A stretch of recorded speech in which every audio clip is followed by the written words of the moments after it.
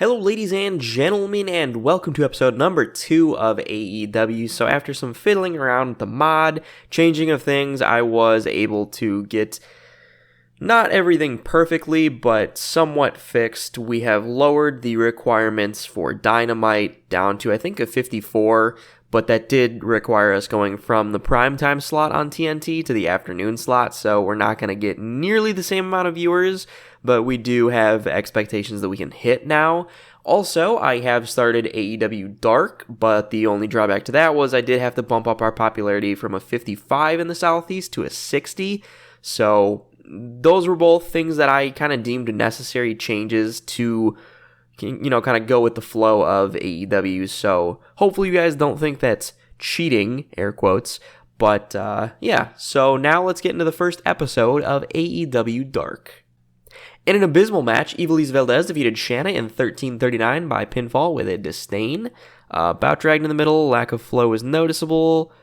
Turned out by having a match outside the pre-show between workers they weren't invested in. Terrible way to start the show, killed the crowd right away. So I knew that a lot of the segments on this show are not going to get very over because a lot of these workers are not very over, but that's why Dark was incredibly necessary for this series to actually get these people some level of popularity, because honestly, it's probably like 90% of the roster is unimportant in this mod, and that is brutal when trying to put together shows, especially when you have such a high requirement for your main show. So a 26 from Ivelisse, 16 from Shanna. Segment gets a 13. That was not great, but for Dark, it's okay.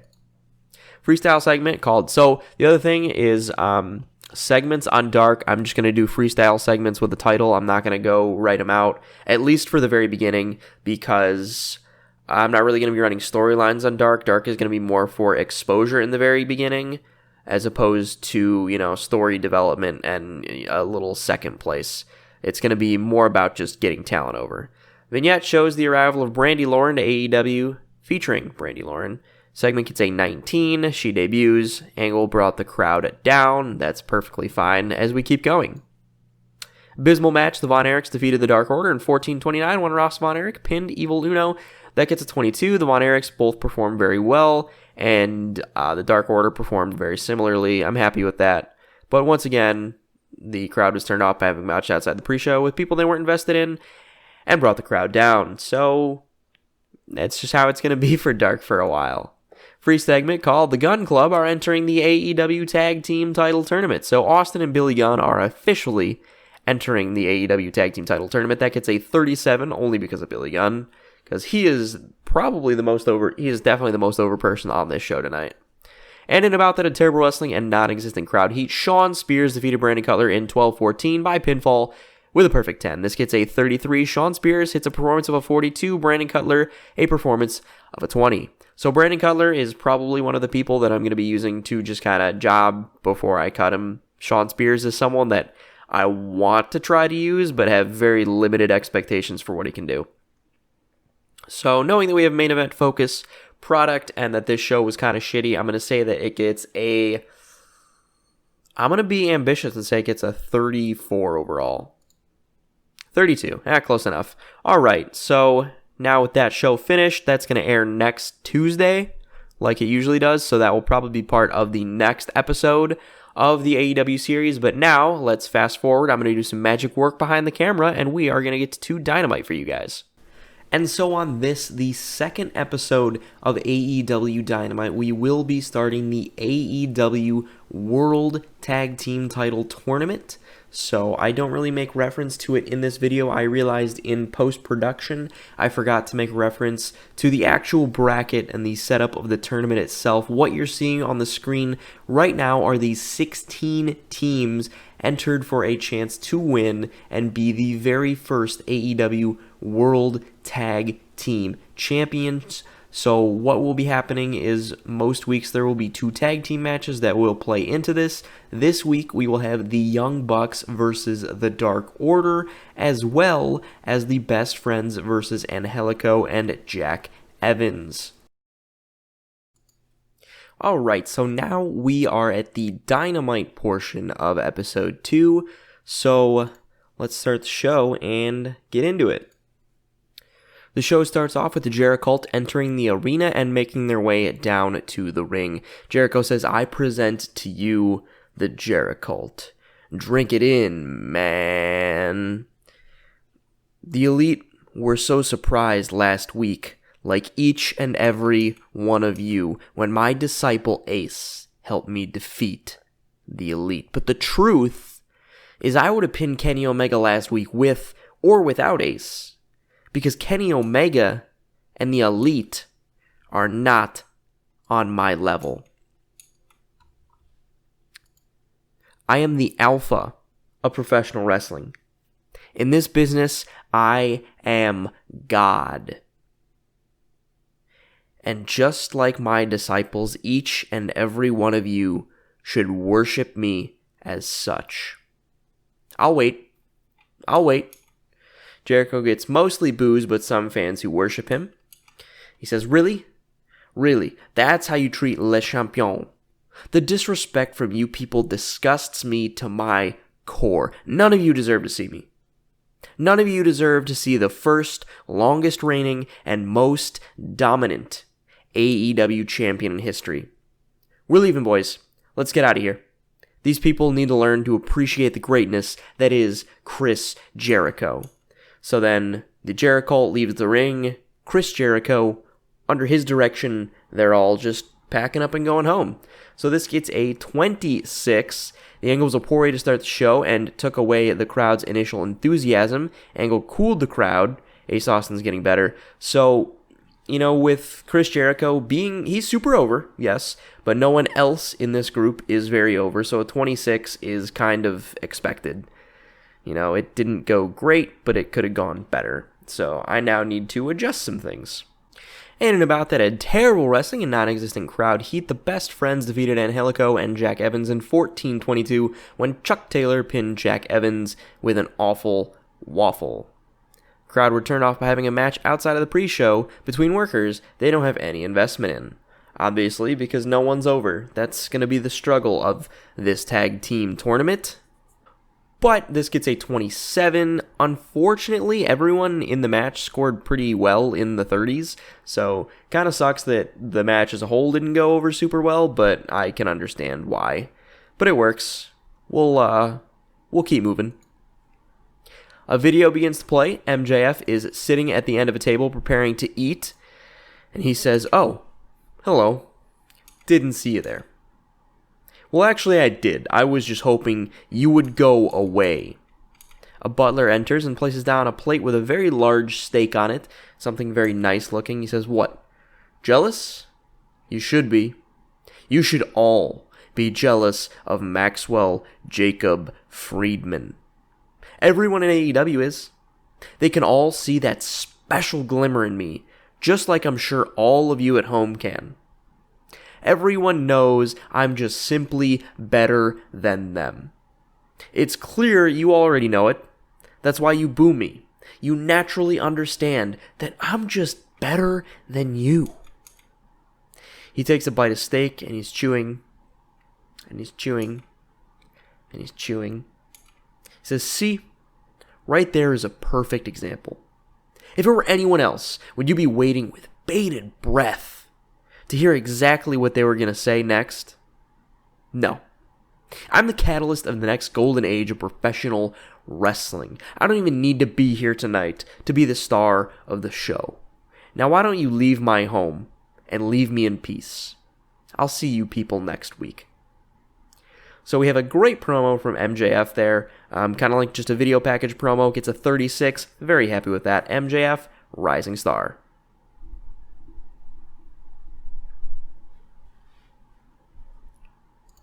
And in the next segment, Tony Schiavone is backstage with Cody and Dustin Rhodes. And Schiavone says, "Cody, Dustin, I want to get your thoughts on the announcement that you have been entered into the AEW Tag Team Title Tournament." And Cody says, I messed that up. My bad. Tony, ever since I was a kid, I've always wanted to be tag team champions with my older brother. We've done it before. But to do it here in AEW against this level of competition would mean so much more. than our previous tag team titles. To be the champions in a company where the level of competition is this high, it's an incredible opportunity, Tony. Dustin says, this means a lot to me too, Tony. When I signed here in AEW, many people had doubts. Everyone wondered if I could still go in the ring. Was I up to the standards of AEW? Hell, in my first match, my own brother tried to put me out to pasture.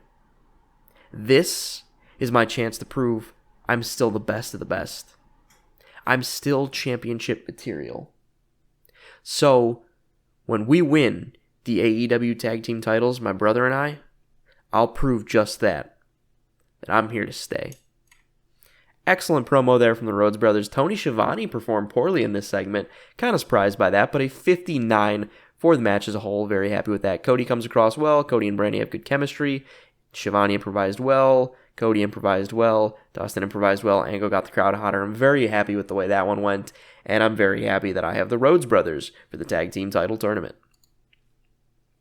In an abysmal match, Jordynne Grace defeated Kimber Lee in 4:23 by pinfall with a fall from Grace. This one was just, oh my god. I just looked at the segment rating. That is awful. Yeah, we really need to get these two over. That's one of the purposes here. Jordynne Grace is someone I have huge plans for. Megastar potential. But a 9 segment rating for this really kind of deflates things. Have to do a pivot really quick. I'll see you guys in a second. No, it should be good. Nah, it should be good. The Bucks are walking backstage when they run into Hangman Page. And Nick Jackson says, Adam, what the hell? Where were you last week, man? You just left us out to dry while Chris Jericho and his minions beat the hell out of us. And Page looks, visibly shaking, kind of taken aback. He says, I already left. I wasn't at the show anymore. If I was here, I would have been out there clearing house with y'all. And Matt Jackson says, Adam, you were still here. We saw your car before we left. You were here longer than us. Why are you being weird, man? What's going on with you? Page is starting to get visibly irritated. He doesn't like all this questioning. He says, look, I gave you an answer. If it wasn't good enough for you, I don't care. I have a match to get ready for. And Page walks away, and the Bucks kind of look at each other, both a little concerned. Matt says, Did Hangman smell kind of like booze to you? And Nick looks at him and kind of shrugs his shoulders, maybe shakes his head a little bit. It's gets a 52, very happy with that one. So, Hangman Page, man. What's going on with Hangman Page? Who knows? Could be anything. In a terrible match, Pentagon Jr. defeated Sonny Kiss in 12:02 by pinfall with a top rope Styles Clash. That's unrealistic. I need to go in and change Pentagon Jr.'s finishers. 43 for the segment, 47 for Pentagon Jr., 24 for Sonny Kiss. I just wanted to get Pentagon Jr. A match here. I love him. Dude who's definitely going to get a push in this company. And Sonny Kiss, hate to say it, kind of only see him as like a low mid-card talent. But regardless, needs to be on television in order to get over to have successful matches with people. 43 for the match. Happy with that, and we move on. Alex Marvez is backstage with Nyla Rose, and Marvez says, I am standing by with the AEW Women's Champion, Nyla Rose. Nyla, now that you are the AEW Women's Champion, who will be your next challenger? And Nyla just kind of stares down Marvez, staring him right in the eyes. And he starts to look pretty uncomfortable standing there. And Nyla says, I don't know, and I don't care. Whoever it is, I will destroy them. I will tear them limb from limb. No matter who the next challenger for my championship is, the result will be the same. Nyla Rose will still be the AEW Women's Champion. The other women on this roster are not on my level. They're just that, women. But me, I am the native beast. I'm built different, Alex. And she kind of like takes the microphone, shoves it into his chest, and pushes him away as she walks away. 21 for this segment. Cools the crowd. Once again, we're just trying to get Nyla Rose over, because if the champion of your division is not over, and no one wants to see their matches, how can you build any prestige for the title? So Nyla Rose has to be on television every week churning out 20 ratings. This is going to be not fun to do. Hey, but at least apparently she spoke good enough English in this segment. Dirt sheet. I didn't go in and edit that, I don't think, so happy that looks like it's over. That one time that it happened. And about that, a decent reaction from the crowd and subpar wrestling. Jon Moxley defeated Peter Avalon in 9:31 by pinfall with a Death Rider. This was an all-out match. It was a wild brawl because we need one of those on every show. Gets a 57, 77 from Mox, 15 from Avalon. Mox showed out pretty well. Match was poorly placed. The wild brawl needs a crowd that's buzzing and ready for action. So the Nyla Rose promo before this kind of killed the crowd, and they weren't super receptive for this match, which does suck because I was hoping they would be. But that's just how it goes.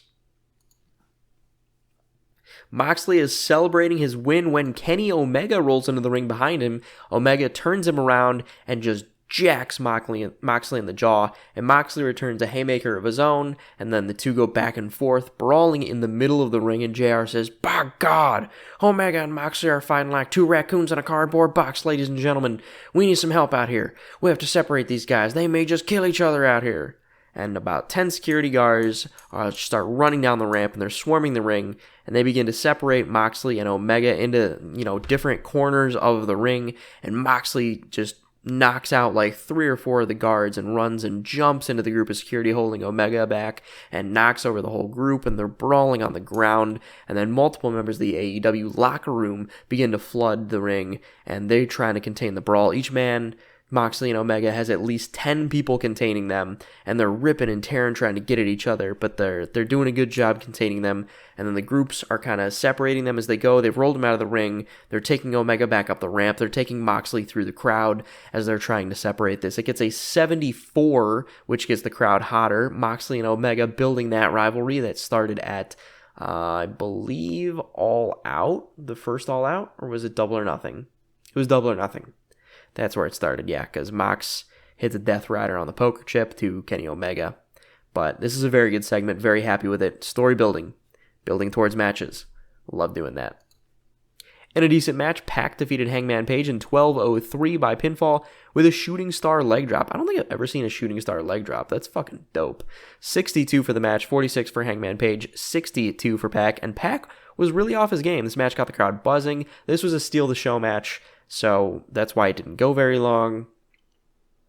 That's another thing that we have to have on every show is a steal the show match. So Pac gets the win here. Hangman Page has another big loss. And he sits in the ring after that big loss, sits in the corner and just stares forward with a blank stare on his face. And Hangman exits the ring and begins to walk to the back, just shaking his head. The camera follows him through the curtain into the backstage area, where he runs into the Young Bucks, who are preparing for their first match in the AEW Tag Team Title Tournament. And Matt looks up and he sees Hangman. He goes, "Hangman, are you okay?"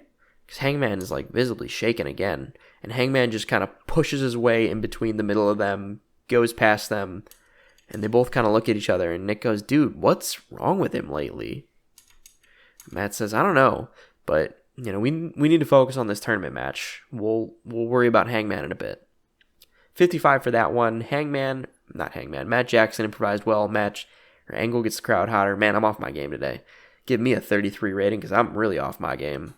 And then we get into the Tag Team Title Tournament match with the Young Bucks. And in a poor match, the Young Bucks defeated the Dark Order in 17:21 when Matt Jackson defeated pinned Evil Uno with a Meltzer driver. The Bucks did really good here. The Dark Order. I don't really have any expectations for them. 55 for this match. Very, very happy with the way that goes. And the Young Bucks move on in the Tag Team Title Tournament. And as soon as the bell rings, the Jericho enter the ring and begin to beat down the Young Bucks. Cody and Kenny Omega rush to the ring and begin fending off the Jericho. And that is when, from the audience, emerges Jake Hager, the big beast Jake Hager. And he begins to just decimate Omega and Cody. And the Jericho stand over the Elite. They stand tall to end the show for the second week in a row. But again, where is the Hangman? Nobody knows. So I was debating for quite a while whether or not to bring in Jake Hager. I'm not a big fan of Jake Hager, to be completely honest. I think he's kind of really underwhelming in the Inner Circle role. I mean, he fits the role of the big body guy, but he just doesn't wrestle enough, and when he does wrestle, he usually loses. And I just feel like there's so many better options. I went back and forth between Jake Hager and someone else for a long time, and I really wanted to use that other person, but that other person, I have a different role planned for them, and I'm hoping that they are even better in that role than I expected them to be in this role. So you guys will find out about that in a while. That's still a little bit further down the road. Kenny Omega was a real star in this segment. It gets a 53. Now, it is my job to choose what I think is going to happen for the show as a whole, and with the main event showcase product that we have, that does make that 55 main event even more important. So I'm going to hope and pray, because I think it's the minimum we need, that this show gets at least a 53. So let's take a look. 59! Hot diggity damn, was not expecting to get that well.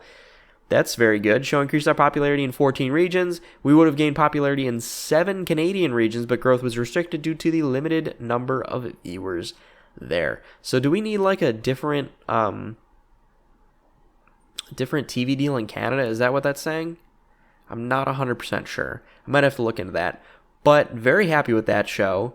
It was held in front of 2,500 people, so we more than doubled the size of the audience we had from last week. Very happy with that. And that is going to be because I bumped up the popularity. That makes sense. So now we're going to take a look and see what Dynamite got on television. Alright, so as it would happen, I completely forgot to change the TV deal with TNT from prime time to afternoon like I thought I had, so it was still shown in prime time, and we got a .72 on TV, 541,399 viewers in front of 2,500 in the Southeast. It was held live. It gets a 59, which did not meet the TNT standards of 75 to be shown in prime time, so right after I end this video, I'm going to go fix the TV deal so that this doesn't keep fucking me over and over and over again. Because, honestly, at this rate, I'm going to lose the TV deal within a month, maybe 2, because we just can't put out the product that they are hoping that we can put out. So I'm going to make sure I get that fixed before the next episode so that it doesn't really piss you guys off as much as it pisses me off.